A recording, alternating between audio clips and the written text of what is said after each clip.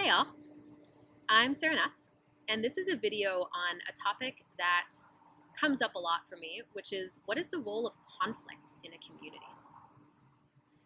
So I want to use some metaphors for this. The main one is that community conflict in community I see as like a forest fire. So these days, we assume that forest fires are bad things. They burn down homes, they cause rampant destruction, like you don't want a forest fire, right? Actually, what's true about the environment is forest fires are natural things. They clear away old brush and dead leaves so that new things can grow. If you stop a forest fire from happening, the subsequent ones will be much bigger, or the forest will actually start to die. These clearings are necessary for the ecosystem. And I see conflict as the same way in community. We don't want to avoid conflict. We want to be able to process it well when it happens. So I'll talk a little bit about what's the role of conflict and what can you as a leader or what can the leader of your community do if conflict comes up to process it well. So first thing, if you stop the forest fire, and there's kind of two ways to do this. Either people can demand that others like show themselves like really well, like, hey, right now it feels like you're not owning your experience, or it feels like you're not speaking very kindly to me. I'd like you to be a little bit more evolved in this. So you can kind of try to put people can put constraints on each other's communication, like, oh, hey, I don't want you to show up that unfiltered. And then the person feels like, oh shit, well now I don't know what parts of me I can show up as, so I'll just kind of suppress this. That's one way. The other is that the leader themselves shuts down the conflict. They take unilateral control. They become the government. They're like, this is not who we are as a group, or like, hey, I'm going to need the two of you to settle down a bit. And this is often an unconscious thing. Like, as a leader, I've so often shut down conflict without even realizing it, by being like, whoa, it seems like there's a lot here in the group. Let's just take a breath together. And that's often a great thing, especially if you only have a limited period of time.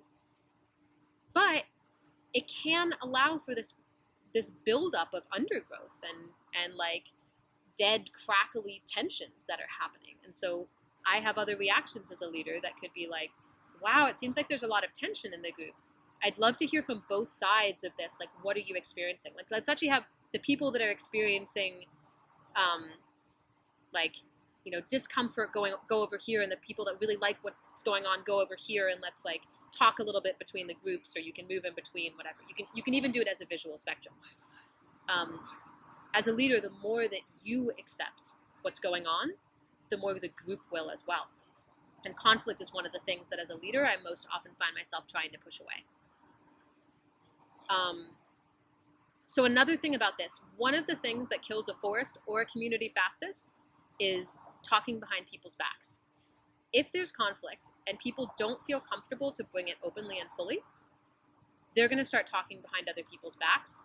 And that has the community as a whole feel very unsafe. It's kind of like if you have a little fire and it spits sparks in a bunch of different directions, then you have all these little fires that are burning and they're not joining up together. And so like after one goes out, one is still raging through, and just the forest keeps burning and burning and burning until there's nothing left.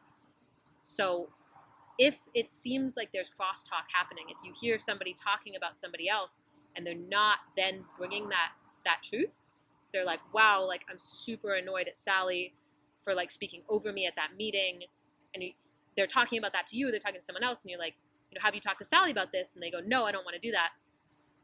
That is a bad sign. And it's good then, as a leader, what you can do is encourage people like, hey, I'd love to hold space for you to go and talk to Sally about this, because I think that might be a really powerful clearing, and I'm worried that if it doesn't happen, then we're going to get all sorts of talking behind people's backs and people not feeling safe with each other.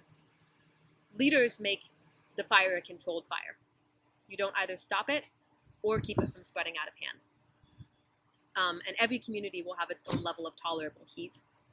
The last piece of this is, if an arsonist lives in your woods, you better chase them out. So if there's someone that keeps setting forest fires again and again, that's probably not a good thing for your community. So if you as a community leader don't know how much fire your community can stand, or you're not willing to take steps with your own fire or your own water, then that can also cause the community to fall apart. The means by which conflict is processed it's a reflection of the community's values. It actually can be really transformational and powerful for a community to discover how you process conflict. When something comes up in the group, it's an opportunity to refine your identity. As a group, when conflict happens, do we come together and do we talk about it together? What's the time limit that we do that? What's the language that we use? Who takes control over the discussion? What do people do afterwards? It's an incredible opportunity to actually have people feel safe in that. And conflict is always going to happen. You can't know the boundaries of a group until you go over them. It's basically like if you tried to in advance say like, okay, this is like, I don't have a good metaphor for this and I feel super awkward right now. But the idea of it, is like, until you overstep something, you can't know where that boundary is. Until you upset someone, you don't know what's going to upset them, because everybody has different limits. Every community has different limits. You don't know if somebody's going to go into trauma because you scream, and then you have to kind of handle that. Like, as a community, do we allow screaming, and where's our boundary on that? Rather than feeling bad for, oh crap, I shouldn't have allowed that person to scream. It's like, no, this is a means by which we evolve who we are. So a good leader uses conflict to his or her advantage. First, she or he normalizes it. Like, okay, conflict's coming up. This is a normal thing in community. Then he or she defines for him or herself or themselves how the ideal community, how the community that they want will react. Then as a leader, you embody that in yourself, and that sets the example and format for how the group can do the same. So this really requires some thinking if conflict comes up. Like, how do you want forest fires to operate within your community?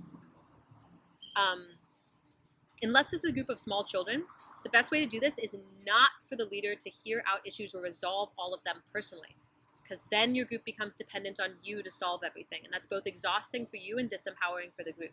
So set a standard by which the group can process their own tensions. If somebody comes to you and is like, hey, I'm super pissed off that this thing happens, you could be like, wow, I hear that you're really pissed off. Like, what would you like to happen instead? Who would you have to talk to? What could we do differently as a group? Cool, I'm gonna coach with you. I'm gonna stand behind you on it. I'm not gonna fix it for you.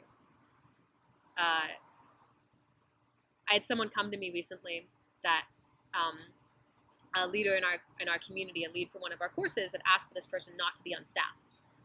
And the former staff member was really upset about this, and he was like, this is not fair, and I'm pissed off, and like, as the community, as a leader in the community, to me, you should fix this. Like, are you just going to let this go on? I was like, hey, we have these standards for how we process conflict. Like, you can go to the person and have a conversation. You can ask for a mediator, but no, I'm not going to fix this for you. And a reality in this situation is this community leader has the power here. Like, he is the course lead. He has discretion to decide who is or is not on staff. So if you want something to happen, you're probably going to have to go to him.